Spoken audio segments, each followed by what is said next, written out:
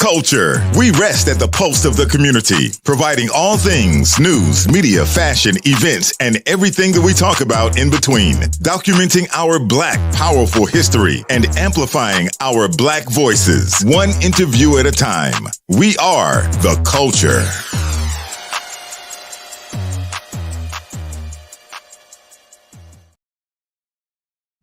Hi, and welcome to another edition of The Culture. I'm your host, Jessica Garrett Modkins, and joining us is State Senator Dwight Bullard, host of Politics for the Culture and political advisor for Florida Rising. I think I made that up, but it sounded really good. You were spot on. Thank you. Thank you. Thank you for the approval. I think this is your first time in the studio, isn't it? My first time in the studio. Not my first time on The Culture. No, it is not. So, but yeah, beautiful setup. Thank you. I'm loving every second. We're going. Elevating. Hello. Absolutely. Yes. What is not elevating is Florida. It is. Yes, it is regressing. Oh boy. The recent attack. Yeah. I mean, what we're seeing happen in Florida is actually antithetical to the culture, right? Absolutely. The culture is always about progress, looking forward while also appreciating our past. And so Florida, unfortunately, doesn't want to appreciate our past. It does not. Recently updated the African American history standards, and it's gotten a lot of controversy, but basically saying that slavery had some benefits for the Black people who were experiencing it. And we know that not to be the case. Folks who watch The Culture know that not to be the case. Folks who watch Politics for the Culture know that not to be the case. But unfortunately, the governor, commissioner of education, and the state board don't seem to operate in the same mindset as as forward-thinking people. So we got work to do. As you mentioned, there's been some backlash. Yes. Now, we are not necessarily a group that will just sit back and allow things to be done to us. Correct. What are some actionable things that have been happening since this ban or statement? I mean, just to remind folks, back in January, the College Board rolled out the desire to offer AP African American history in the state of Florida. For those who know, advanced placement has its own curriculum via the College Board, and the governor rejected that. They went back, made some changes, which were unfortunate that they would capitulate to the governor, and he still rejected it. So that should have been kind of the signal to folks that we, as they say, Houston, we got a problem. So fast forward to where we are now. And now you're talking about completely changing the curriculum that is offered, which is not only absurd, but dangerous, because it reinforces old tropes and stereotypes that somehow the Black folks that were snatched, robbed from the continent of Africa, somehow didn't have any knowledge, didn't have any skills, and somehow learned skills under bondage, which is a complete fallacy. We're talking about, when you really look at the history of Black people before enslavement, we're talking about people who built civilizations. We're talking the same people who built the pyramids, same people who created medicine, arithmetic, and so many other things. So it's unfortunate and again, dangerous that we find ourselves in this situation. But where you asked about actionable items, we have to be willing to tell our story. And I'm appreciative to you and the culture for always uplifting our stories so that people don't, develop this notion of backwards thinking that this is new. We've been doing this, and we've been about this life for a long time. Yes, we have, and we will continue to be. Absolutely. In the face of adversity. And I just go back to this with the original idea behind Jack and Jill of America, where the mom said, we're going to go to the library as a group. That's it. They may not be doing it in the schools, but we're going to do it. So this, again, just reinforces why we have to continue to support one another, tell our own story. Doesn't make it right, though. It doesn't make his actions right, nor does it suggest that we are in agreement with what he is doing and what he has done. 1,000%. I mean, we unfortunately know that Jim Crow laws like segregation, different bathrooms, sitting in the back of the bus, all used to be legal technically.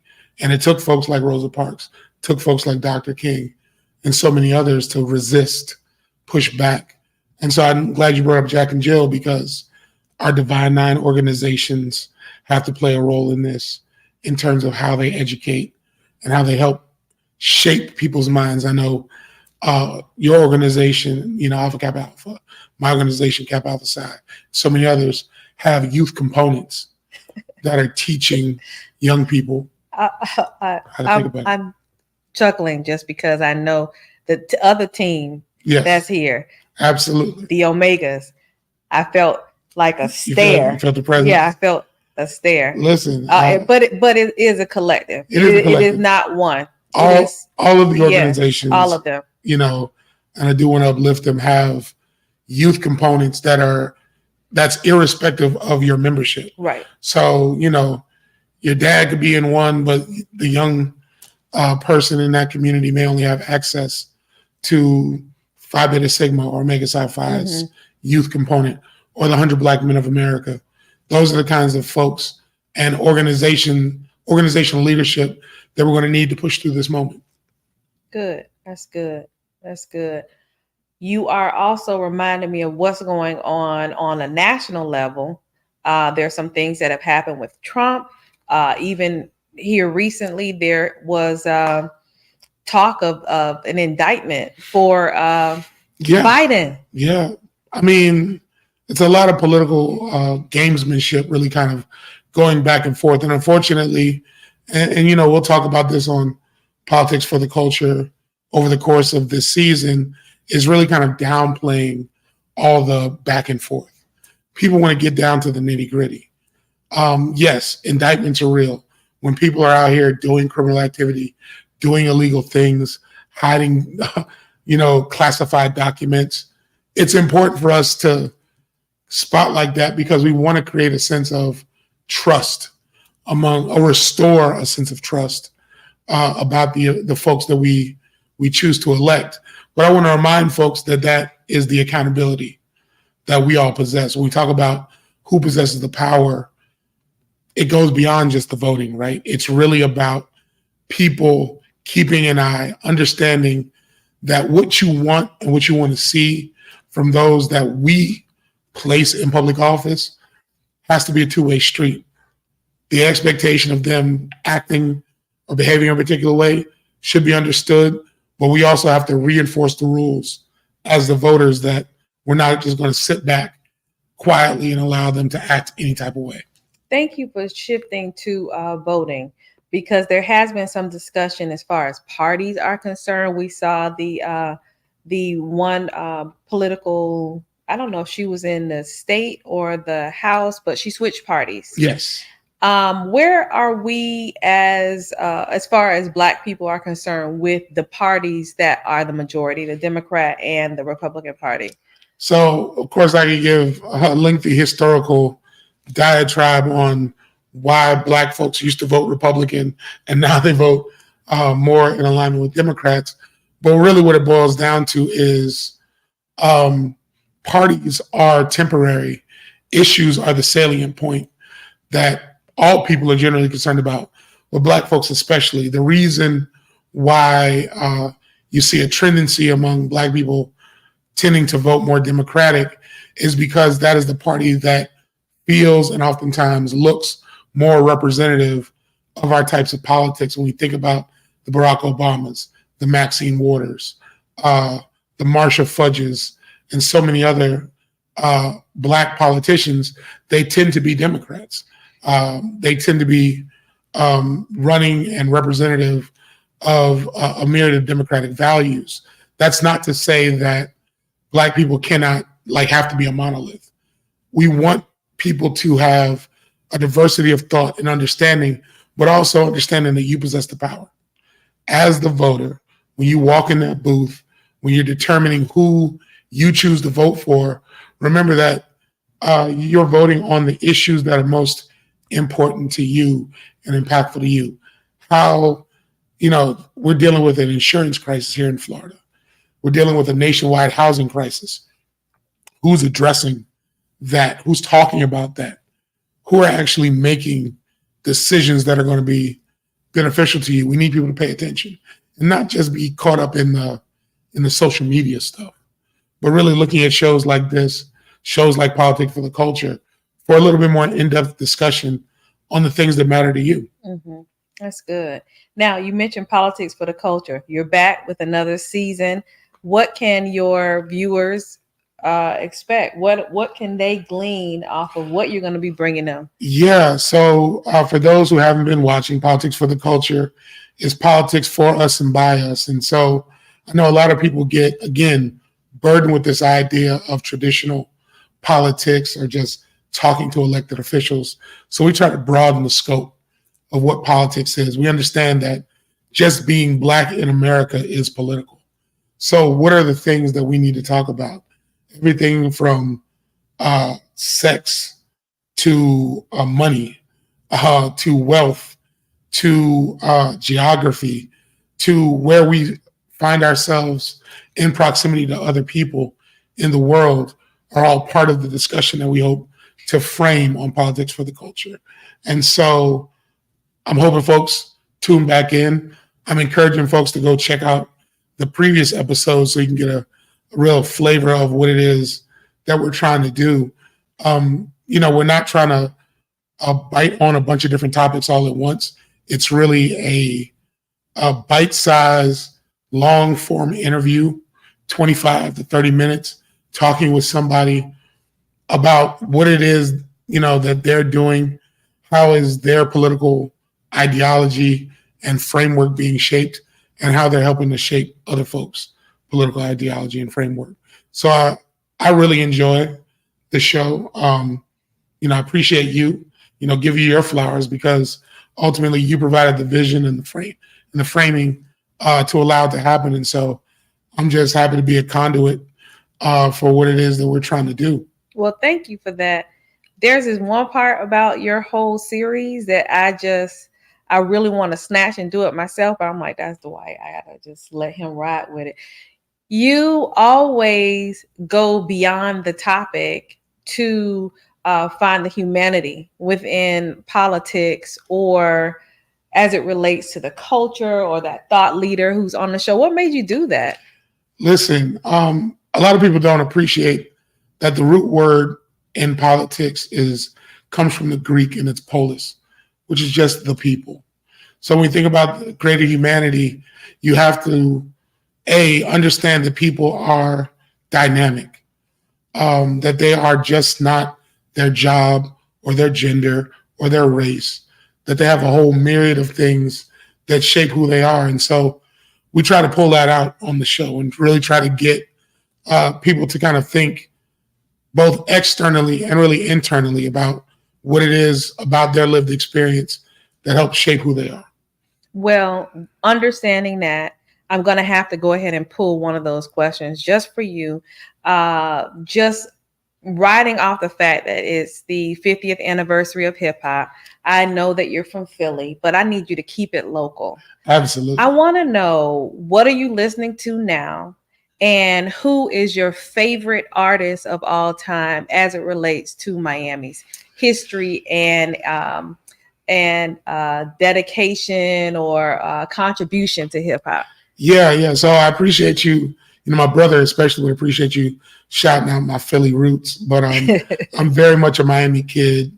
All my matriculation through school, community that helped shape me, Richmond Heights, much like yourself. So I'm Miami through and through. I'm listening to a number of things, but I really, I'm an R&B kid in my spirit as well. And so shout out to the late Betty Wright for really kind of being the conduit for so much Miami music. A lot of her production, like a lot of people don't appreciate that Betty Wright behind the boards has shaped artists like Lauryn Hill, Erykah Badu, who I love in terms of that neo soul. But at the end of the day, you know, he's Miami's favorite relative, Uncle Luke, really is a person who shaped it. I know a lot of folks are gonna be like, yeah, I mean, if we're gonna be honest, right? You know, what he did for Miami in terms of putting Miami music on the map as such a critical component in hip hop. And I know people are going to debate me, but my favorite time period in hip hop is 1988 to 1998, aka the golden era of hip hop. Period. And Two Live Crew, Uncle Luke, Poison Clan, all come on. MC Sade. Absolutely. Ghetto style DJs. Jam Pony. Absolutely. All come and are shaping Miami at that time. And it's pre-internet, right? Right. So we got our own style of hip hop that's developing in our space, and it's ours. And it's those underground mixtapes. Absolutely. It is the transformation of Star Force 99 into 99 Jams, and ultimately giving Luke his show on Friday or Saturday night. I can't remember. Right. And I remember at that time I was working there. I was working at 99 Jams, and I would tell them, nobody wants to listen to Luther Vandross at 9:00 at night. We're driving to Studio 183. We're going to Miami Nights. We're going to Big Daddies. Big Daddies. We don't want to hear Luther. 100%. We don't want, not that Luther. Right. The other Luther. Right. Yeah. Luke. Not Luther Vandross. Yeah. So, yeah. 100%. And, you know, rest in peace to Uncle Al. Yeah. Again, one of those Miami folks who kind of just really shaped my childhood. Mm-hmm. You know. And then in college, it was Trick Daddy and Trina. And it's something about the DNA. It must be something, the water.